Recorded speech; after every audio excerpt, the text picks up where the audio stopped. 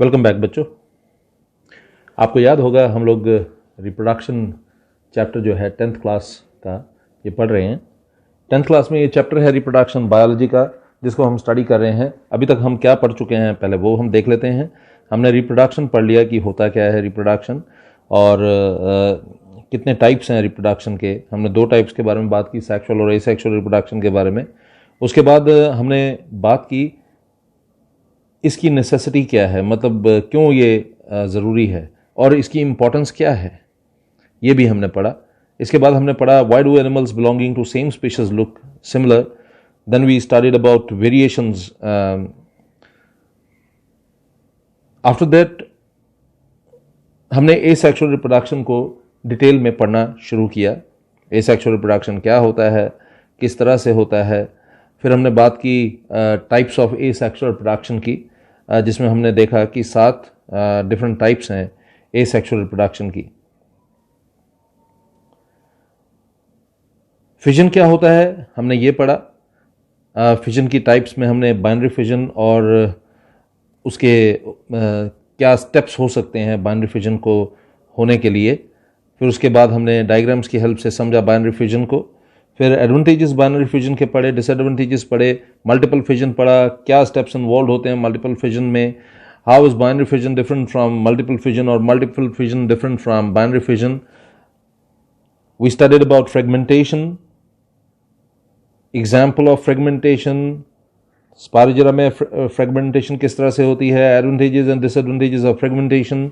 Then we studied about regeneration, what does regeneration normally means and what does it mean in while studying under reproduction। फिर हमने difference पढ़ा fragmentation का और regeneration का। आज जो टॉपिक हम शुरू करने जा रहे हैं ये भी बहुत ही खूबसूरत टॉपिक है। नाम है इसका बडिंग। ये ऑर्गेनिज्म जिसको आप देख रहे हैं ये यीस्ट है, ठीक है जी, आप देख पा रहे होंगे। ओके, ये जो ऑर्गेनिज्म है ये है हाइड्रा। ये देखिए, ये हाइड्रा है। ओके, ये हाइड्रा है।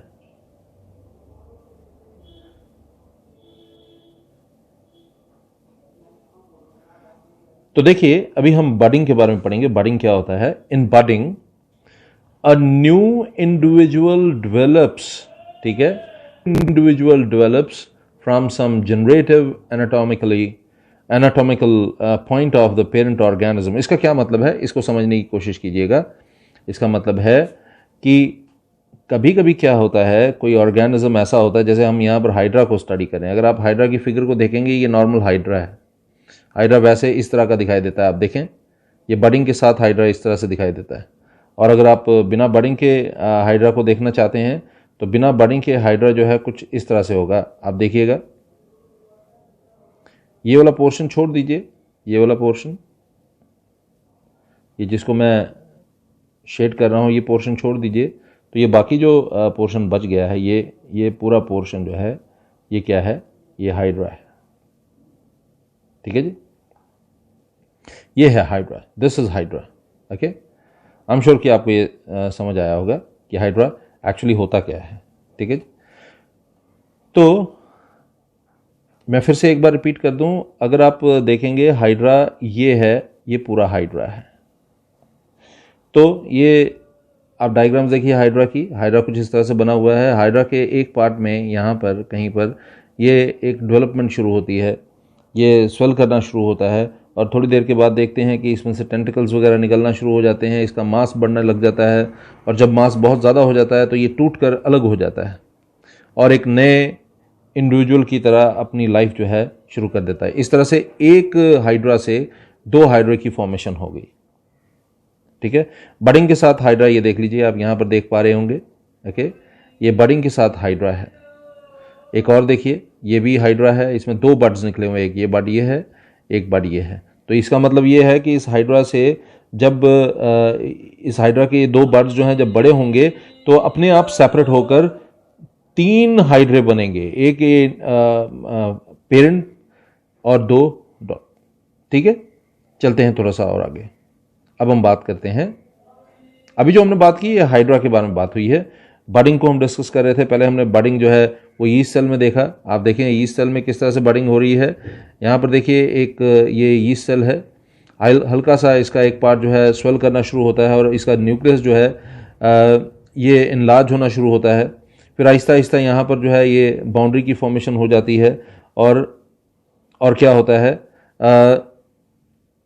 टूट कर ये पार्ट जो है वो अलग हो जाता है और नए यीस्ट की फॉर्मेशन होती है। तो बड्स कुछ इस तरह से बनते हैं, किसमें, ये हम बात कर रहे हैं, फिर से मैं बता दूं, यीस्ट सेल में।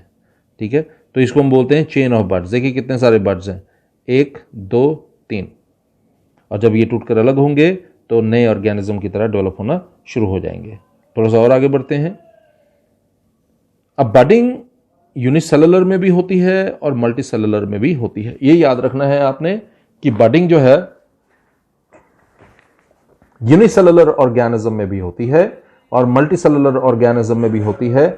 लेकिन आपको एक बात बता दूं, बडिंग जो है कॉमनली कुछ इनवर्टिब्रेट एनिमल्स में, जैसे कोरल्स हो गया और हाइड्रा हो गया, ये इसमें जरूर होती है। मैं फिर से एक बार रिपीट कर दूं, बडिंग जो है इट अकर्स कॉमनली इन, मतलब कॉमन फिनोमेना है किनमें, इनवर्टिब्रेट एनिमल्स जैसे कोरल्स हो गए और हाइड्रास हो गए, इनमें ये एक कॉमन प्रोसेस है। हाइड्रा में तो क्या होता है वो मैंने अभी अभी आपको बताया। हाइड्रा में सबसे पहले एक ये जो इंडिविजुअल हाइड्रा है, जो पेरेंट हाइड्रा है, इसका एक पार्ट जो है यहाँ पर डेवलप होना शुरू होगा, स्वेल होना शुरू हो जाएगा, और स्वेल होते होते क्या होगा, इसमें से टेंटिकल्स भी डेवलप हो जाएंगे। जब इसमें से टेंटिकल्स डेवलप हो जाएंगे और इसका मास बढ़ना शुरू हो जाएगा, तो मास बढ़ने के कारण ये पेरेंट से टूटकर अलग हो जाएगा, और जब ये पेरेंट से टूटकर अलग हो जाएगा तो आप देखेंगे, हम कह सकते हैं कि 2 नए हाइड्रा बने हैं। तो अभी हमने बडिंग शुरू किया था, यीस्ट सेल में किस तरह की बडिंग होती है और फिर हाइड्रा में किस तरह की बडिंग होती है, ये हमने अभी भी बात की। और फिर हमने देखा कि एक्चुअली हाइड्रा दिखाई कैसे देता है बडिंग के साथ। यहाँ पर एक हाइड्रा आपको दिखाई दे रहा है, एक बडिंग दिखाई दे रही है इस हाइड्रा में। यहाँ पर नीचे जो आप देख पा रहे हैं, यहाँ पर इसमें 2 बडिंग्स आपको दिखाई दे रही हैं। 2 बडिंग्स आप देख पा रहे होंगे, 2 बड्स देख पा रहे होंगे, एक ये है और एक ये है। ठीक है जी, चलते हैं। अब हम बात करते हैं स्पोर फॉर्मेशन की। स्पोर फॉर्मेशन बड़ा ही मजेदार फिनोमेना है और बड़ा तेजी से फैलने वाला फिनोमेना है। आपको मैं एक मजे की बात बताता हूं। मैंने सबसे पहले स्पोर फॉर्मेशन पढ़ा तो था, लेकिन किस तरह से होता था मैं ये इमेजिन नहीं कर पाता था। लेकिन मैंने पहली बार इसको जो एक कार्टून सीरीज थी, तो उसमें मैंने ये स्पोर फॉर्मेशन का फिनोमेना जो था वो देखा था। खैर, इसलिए मुझे तब से ये स्पोर फॉर्मेशन का कंसेप्ट जो है बड़ा इंटरेस्टिंग लगने लग गया। तो खैर देखते हैं स्पोर फॉर्मेशन एक्चुअली है क्या, what do you mean by spore formation. Spore जो है एक सिंगल या बहुत सारे रिप्रोडक्टिव स्ट्रक्चर्स को हम बोलते हैं, जो क्या होते हैं, they detach from the parent and give rise directly और indirectly to a new individual. तो मैंने आपको बताया यहां पर स्पोर क्या होता है। स्पोर, मैं फिर से रिपीट कर दूं, ये एक सिंगल या बहुत सारे सेल, एक सिंगल सेल्ड या मल्टी सेल्ड रिप्रोडक्टिव स्ट्रक्चर होता है that detaches from the parent and gives rise directly और indirectly to a new individual. और ये स्पोर्स जो हैं, many spores are stored in sacs, और इन सैक्स को वी कॉल देम स्पोरेंजिया। इसका ये प्लूरल है एक्चुअली, ये स्पोरेंजिया वर्ड जो है प्लूरल वर्ड है। सिंगुलर इसका है स्पोरेंजियम। ठीक है, आगे देखते हैं। मैं फिर से बता दूं कि स्पोर एक्चुअली क्या होता है। स्पोर एक सिंगल सेल्ड या एक मल्टी सेल्ड रिप्रोडक्टिव स्ट्रक्चर होता है जो पेरेंट से डिटैच होता है और बड़ी तेज़ी के साथ ये फिनोमेना होता है, और डायरेक्टली या इनडायरेक्टली एक नए इंडिविजुअल जो है वो बनता है। थोड़ा सा आगे बढ़ते हैं। बहुत सारे स्पोर्स जो हैं ये स्टोर होते हैं किसमें, सैक्स में, जिनको हम वी कॉल देम स्पोरेंजिया, या जो सिंगुलर जो है उसका क्या है, स्पोरेंजियम। थोड़ा सा और आगे बढ़ते हैं। व्हेन स्पोरेंजिया बर्स्ट, जब स्पोरेंजिया फटता है, व्हेन द स्पोरेंजिया बर्स्ट, छोटे छोटे माइन्यूट पार्टिकल्स जो हैं, स्ट्रक्चर्स जो हैं, वो उछल कर दूर जाकर गिरते हैं। जब स्पोरेंजिया फटता है तो माइन्यूट सिंगल सेल्ड थिन और thick walled structures called spores are obtained.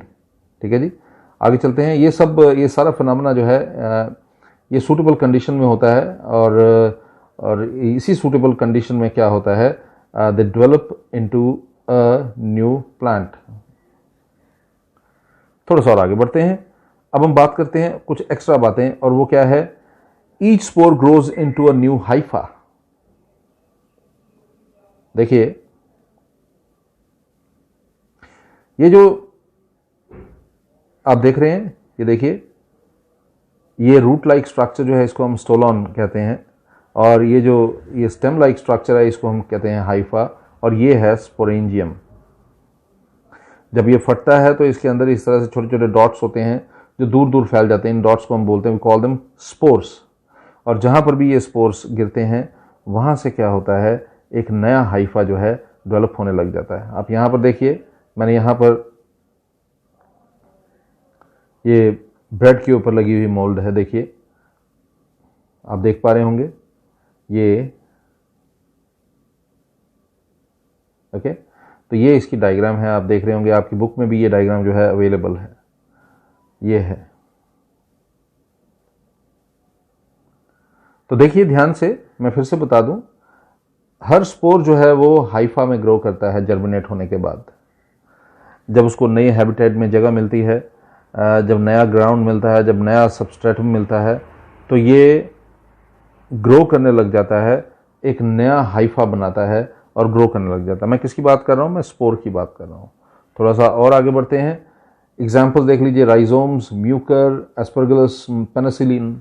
ठीक है, पेनिसिलियम वैसे हम बोलते हैं यहाँ पर, तो यहाँ पेनिसिलिन लिख दिया, चलो पेनिसिलियम है ये, ओके। ये सब जो है ये इसके एग्जाम्पल हो सकते हैं। एक और चीज़ याद रखिए, अगर स्पोर्स नॉन मोटाइल है और नॉन फ्लैजिलेटेड है, मतलब उसमें फ्लैजिला मौजूद नहीं है और मोटाइल भी नहीं है, तो हम इनको बोलते हैं, we call them aplanospores, we call them एप्लानोस्पोर्स।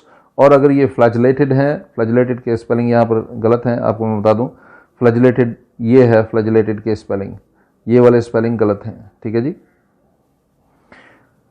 The flagellated and motile spores are called zoospores, इनको हम जूस्पोर्स कहते हैं। ये यहां पर मोटाइल आना था। चलते हैं थोड़ा सा आगे, ये डायग्राम्स तो आपने देख ली।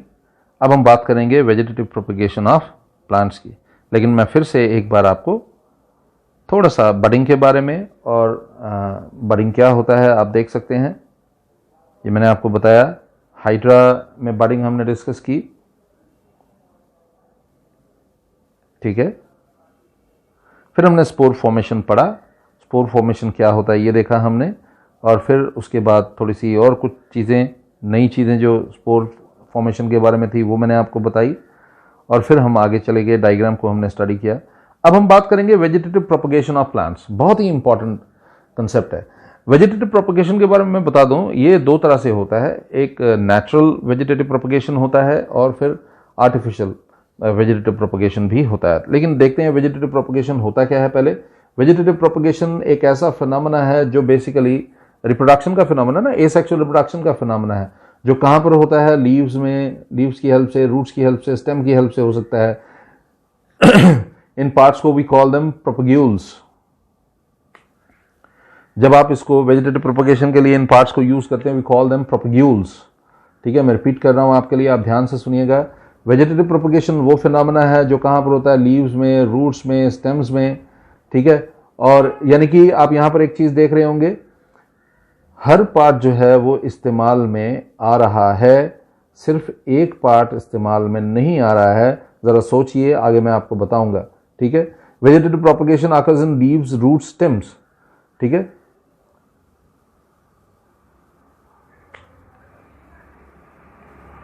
पार्ट्स अदर देन यहाँ पर आएगा parts other than seeds. I am sorry, यहाँ पर भी एक मिस्टेक है, और वो क्या है मैं बता देता हूँ आपको। यहाँ पर आएगा पार्ट्स अदर देन सीड्स, ठीक है। ये जो मैंने बताया है उसकी जगह आप सीड्स लिखिएगा। मैं फिर से आपको बता दूं, वेजिटेटिव प्रोपगेशन हर जगह पर हो रहा है, लीव्स में हो रहा है, रूट्स के कारण हो रहा है, स्टेम के कारण हो रहा है, यानी कि हर वो पार्ट जो मतलब सीड्स को छोड़कर हर पार्ट, ठीक है जी। इन सभी पार्ट्स को वी कॉल देम, जो वेजिटेटिव प्रोपगेशन में यूज होते हैं, वी कॉल देम प्रोपग्यूल्स। थोड़ा सा आगे बढ़ते हैं।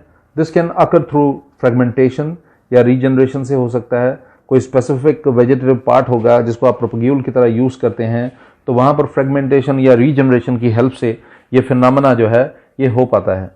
ये सिंपलेस्ट मेथड है रिप्रोडक्शन का हायर प्लांट्स में, in which new plant is produced from any vegetative part of the plant like root, stem, leaf etcetera. ये ऑलरेडी मैं आपको बता चुका हूं। This method is for those plants, ये पर्टिकुलरली ये मेथड किसके लिए है? उन प्लांट्स के लिए जो which have lost their capacity to produce seeds, जो सीड्स नहीं प्रोड्यूस कर सकते। देखिए ज़्यादातर हम सोचते हैं तो हमें पता लगता है कि जब आप छोटे होते हैं तो आपको ऐसा लगता है कि हर पेड़ जो है, हर पौधा जो है वो सीड से ही निकलता है। ये एक ट्रुथ नहीं है, ये एक फैक्ट नहीं है, लेकिन हमें ऐसा लगता है ना। तो फिर भी बहुत सारे ऑर्गेनिज्म जो हैं वो सीड से ही डेवलप होते हैं, ये भी तो एक फैक्ट है। तो ये फिनोमेना उन ऑर्गेनिजम्स के लिए बेस्ट है जहां पर which have lost their capacity to produce seeds, जो अपना सीड प्रोड्यूस करने की कैपेसिटी जो है वो they have lost it, okay? अब एग्जांपल देख लीजिए, यहाँ पर बनाना हो गया, सीडलेस ग्रेप्स हो गए, रोज, पाइनएप्पल, ये सब जो है इनमें ये फिनोमेना होता है। Natural methods of vegetative propagation देख लेते हैं। अगर ट्यूबरस रूट्स हैं तो उनसे हो सकता है, जैसे स्वीट पोटैटो में ऐसा ही होता है, ओके। बड्स ऑन रूट्स, कई ऐसे पौधे होते हैं, कई ऐसे पेड़ होते हैं जहां पर रूट्स के ऊपर अगर बड्स होते हैं तो उनसे आप वेजिटेटिव प्रोपगेशन कर सकते हैं। फॉर एग्जांपल गावा एक ऐसा पौधा है जिसमें ऐसा पॉसिबल है।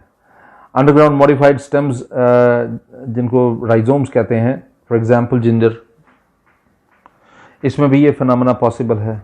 कॉम्स जैसे बनाना हो गया, बल्ब्स जैसे गार्लिक हो गया, और बहुत सारे एडवेंटिशियस बल्ब्स ऑन लीव्स जैसे ब्रोफिलम हो गया। ब्रोफिलम के बारे में आपने सुना ही होगा। ब्रोफिलम का पत्ता अगर आप देखेंगे तो आपको उसके ऊपर बहुत सारे बड्स दिखाई देंगे, ठीक है। उनको मॉइस्ट वाटर में सूटेबल टेम्परेचर में रखने पर उसमें से नए पौधे जो हैं वो ग्रो करना शुरू हो जाते हैं। थोड़ा सा और आगे बढ़ते हैं। आर्टिफिशियल मेथड्स भी हैं वेजिटेटिव प्रोपगेशन की। ये सीरियसली हम इसको बहुत इंपॉर्टेंट मानते हैं। ये बहुत ही इंपॉर्टेंट हम क्यों मानते हैं इसका आपको आगे पता लग जाएगा, लेकिन अभी हम थोड़ा सा पढ़ लेते हैं। वेजिटेटिव प्रोपगेशन, अगर आप आर्टिफिशियल मेथड स्टडी करते हैं उसमें सबसे पॉपुलर है कटिंग। इसमें क्या होता है, एक कटिंग ली जाती है, एक पौधा जो आपका पसंद का पौधा है, जो आपको लगता है कि जैसे आपके लॉन में बहुत खूबसूरत फूल लगे हुए हैं, लेकिन आपको पड़ोसी के लॉन में लगा हुआ एक फूल जो है ज़्यादा खूबसूरत लगता है, ठीक है। तो आपको क्या करना है, सिर्फ वहाँ से कटिंग लेनी है और उस पौधे की कटिंग लेनी है और अपने यहाँ पर मॉइस्ट जो सॉइल होगी उसमें उसको रख देना है।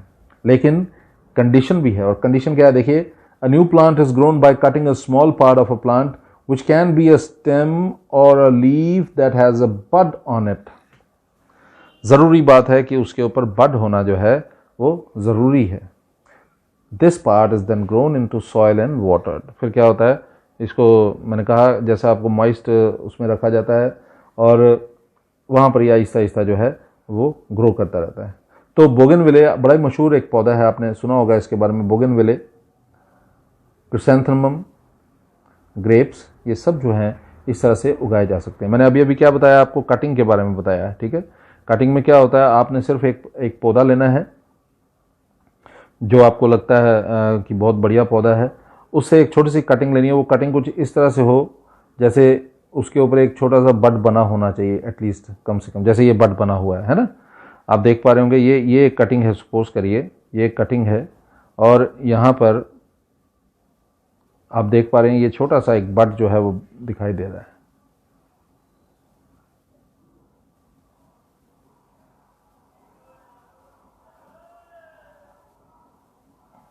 ठीक है, अब ये जो बड आप देख पा रहे हैं, ये एक इम्पॉर्टेंट पार्ट है इस पौधे का।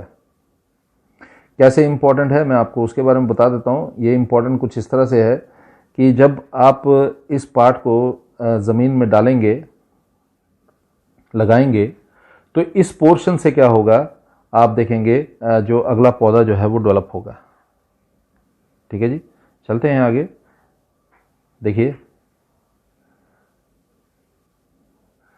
ये आपने देखा, ये सॉइल में आपने लगाया, ये बड आपको दिखाई दे रहा होगा। ओके, ये बड आप देख पा रहे होंगे, ये एक बड है जो बाहर की तरफ निकला हुआ है। अब क्या होगा, आहिस्ता आहिस्ता ये ग्रो करने लग जाएगा और इसमें से रूट्स जो हैं वो डेवलप होने लग जाएंगी और ऊपर की तरफ शूट भी जो है डेवलप होना शुरू हो जाएगी। ठीक है, और थोड़े समय के बाद आप देखेंगे ये पौधा जो है पूरी तरह से डेवलप हो जाएगा। चलते हैं आगे। अब हम बात करते हैं दूसरे टाइप की, जिसको हम लेयरिंग बोलते हैं। ये vegetative propagation, artificial vegetative propagation की अगली टाइप है। इसमें क्या होता है, in layering the branches of the parent plant are allowed to go inside. देखिए, मैं इसको एक एग्जांपल के साथ समझाता हूँ। ये जैस्मिन का पौधा है। ठीक है जी, ये जैस्मिन प्लांट है। इसमें देखिए इसकी ब्रांचेस जो हैं, ये देखिए, ये आप देख पा रहे होंगे, ये एक ब्रांच आप देख पा रहे होंगे, ये यहाँ पर एक और ब्रांच आप देख पा रहे होंगे, ये। ठीक है, ये ज़मीन को टच कर रही है। एक हल्का सा कट यहाँ पर लगाना है और इसको ज़मीन में दबा देना है। हल्का सा कट यहाँ पर लगाना है और इसको ज़मीन में दबा देना है। तो आप देखेंगे ये जहाँ कट लगाया हुआ है, यहाँ से रूट जो हैं वो डेवलप होना शुरू हो जाएगी। ठीक है जी, और बाद में आप क्या करेंगे, यहाँ से इस पौधे को काट कर सेपरेट कर लेंगे। यहाँ से आपने इस पौधे को काट देना है ताकि इस मेन पौधे और इस नए पौधे का लिंक जो है वो टूट जाए। ठीक है जी, मैं फिर से आपको बता दूं, यहाँ से जब ये डेवलप हो जाएगा तो यहाँ से आप कट करके इसको सेपरेट कर देंगे, यहाँ से इसको कट करके सेपरेट कर देंगे। ऐसा हम क्यों करेंगे, ताकि ये मेन पौधा ओके इन दो नए पौधों से सेपरेट हो जाए। तो ये दो नए पौधे जो हैं ये सेपरेट हो जाएंगे और ये नया पौधा जो है अलग हो जाएगा। ग्राफ्टिंग एक और बड़ा मजेदार कॉन्सेप्ट है वेजिटेटिव प्रोपगेशन में। ये बहुत ही इंपॉर्टेंट और बड़ा ही मजेदार कॉन्सेप्ट है। इसमें दो पार्ट्स होते हैं। आप ग्राफ्टिंग में क्या करते हैं, ग्राफ्टिंग में दो पार्ट्स लेते हैं, आप देख रहे होंगे। And grafting stems of two different plants is cut and joined, और फिर उनको जोड़ दिया जाता है। देखिए जैसे यहां पर,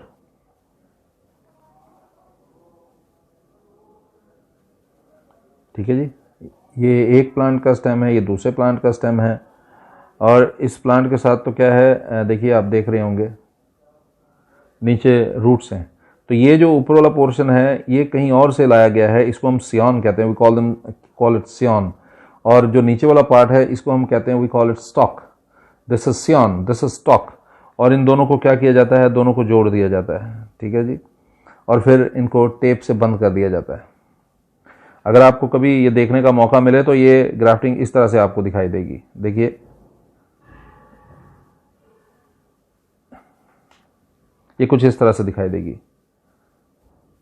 आप देख रहे हैं ये ऊपर वाला हिस्सा है, शूट वाला हिस्सा है, ये रूट वाला हिस्सा है। ठीक है, इस तरह से ग्राफ्टिंग की जाएगी। यहाँ पर बांध दिया है और फिर इसको अच्छे से कवर कर दिया जाता है। अगर आप बागीचे वगैरह में जाते हैं, पार्क वगैरह में, तो आप देखेंगे गार्डनर ने कुछ इस तरह के जुगाड़ किए होते हैं। ठीक है, तो ये ग्राफ्टिंग के लिए ही बना होता है कंसेप्ट। तो सियॉन और स्टॉक में क्या डिफरेंस है वो यहाँ पर आप देख सकते हैं। मैंने यहाँ पर आपकी बुक से ही लिया हुआ है। It is upper part of the composite grafted plant. Scion की बात हो रही है। ठीक है जी, इट हैज़ आप देखिए, मैं फिर से एक बार रिपीट कर देता हूँ। अपर पार्ट है ये, ओके। इससे शूट सिस्टम बनता है विद डिजायर्ड ट्रेट्स। जनरली कहाँ से लिए जाते हैं? High yielding exotic variety of plants. और सियोन क्या प्रोवाइड करते हैं? High and better quality of flowers and fruits. लेकिन जब आप बात करते हैं स्टॉक की, ये बेसल पार्ट है ग्राफ्टिंग का, और एक्सटेंसिव और स्ट्रॉन्ग रूट सिस्टम बनाता है ये। Generally taken from local variety of plant, जो ग्रोथ और अब देखिए लोकल प्लांट होगा तो आसपास की जो कंडीशंस हैं अडेप्टेड होगा, ओके, तो अच्छे से ग्रो करने में हेल्प मिलेगी। और इसके अलावा लास्ट में हम बात कर रहे हैं, it provides stock provides good anchorage. Anchorage मतलब ये पकड़ अच्छी बनाता है ज़मीन के साथ, और सफिशिएंट क्वांटिटी में मिनरल्स और वाटर जो है वो प्लांट को प्रोवाइड करने का काम भी जो है वो इसी का होता है। आई एम श्योर कि आपको ये कंसेप्ट जो है समझ आया होगा। मैंने अभी अभी आपको सियोन और स्टॉक के बीच का डिफरेंस जो है वो समझाया। हमने बहुत सारी नई चीज़ें पढ़ी। हमने बडिंग के बारे में पढ़ा, स्पोर फॉर्मेशन के बारे में पढ़ा, vegetative propagation, natural vegetative propagation और आर्टिफिशियल प्रोपगेशन दोनों हमने पढ़ा। और अब आने वाले लेक्चर में हम एसेक्सुअल रिप्रोडक्शन को कंप्लीट करेंगे, और किस तरह से कंप्लीट करेंगे मैं आपको बताऊंगा।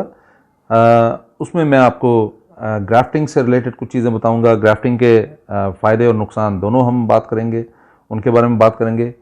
एडवांटेजेस बात करेंगे ग्राफ्टिंग की, और डिसएडवांटेजेस बात करेंगे। फिर बडिंग और फ्रेगमेंटेशन में क्या डिफरेंस होगा, या कुछ और इस तरह की चीज़ें कि दो डिफरेंट जो एसेक्सुअल प्रोडक्शन की टाइप है उनमें क्या डिफरेंस हो सकता है। इसके अलावा वेजिटेटिव प्रोपगेशन एडवांटेजियस है फिनोमेना या डिसएडवांटेजियस है, मतलब इसमें डिसएडवांटेजेस ज़्यादा हैं या एडवांटेजेस ज़्यादा हैं, इसके बारे में भी हम बात करेंगे, लेकिन वो आने वाले लेक्चर में। और आने वाले लेक्चर में एक और बहुत इंपॉर्टेंट कंसेप्ट के बारे में हम बात करेंगे, वो है टिश्यू कल्चर के बारे में। टिश्यू कल्चर किस तरह से इंपॉर्टेंट है, कब किया जाता है, फ़ायदे ज़्यादा हैं या नुकसान ज़्यादा है, इसके बारे में हम बात करेंगे अपने आने वाले लेक्चर में। मुझे उम्मीद है कि आज का लेक्चर आपको अच्छे से समझ आया होगा। मैंने पहले भी बताया, मैं फिर से ये बात रिपीट कर रहा हूँ। देखिए, मैं यूट्यूबर नहीं हूँ, आई एम अ ट्यूटर। लेकिन जब भी कोई एक लाइक मिलता है या इस वीडियो को जब शेयर किया जाता है या जब कोई सब्सक्राइब करता है, तो ऐसा लगता है कि जैसे मेहनत जो है वो सफल हुई है। तो वीडियो को लाइक कीजिए, शेयर कीजिए, और सब्सक्राइब नहीं किया है तो सब्सक्राइब ज़रूर कीजिए। अपने दोस्तों को भी बताइए इसके बारे में, ज़रूर इससे उनको बहुत फ़ायदा होगा। अपना ध्यान रखिए। Good day.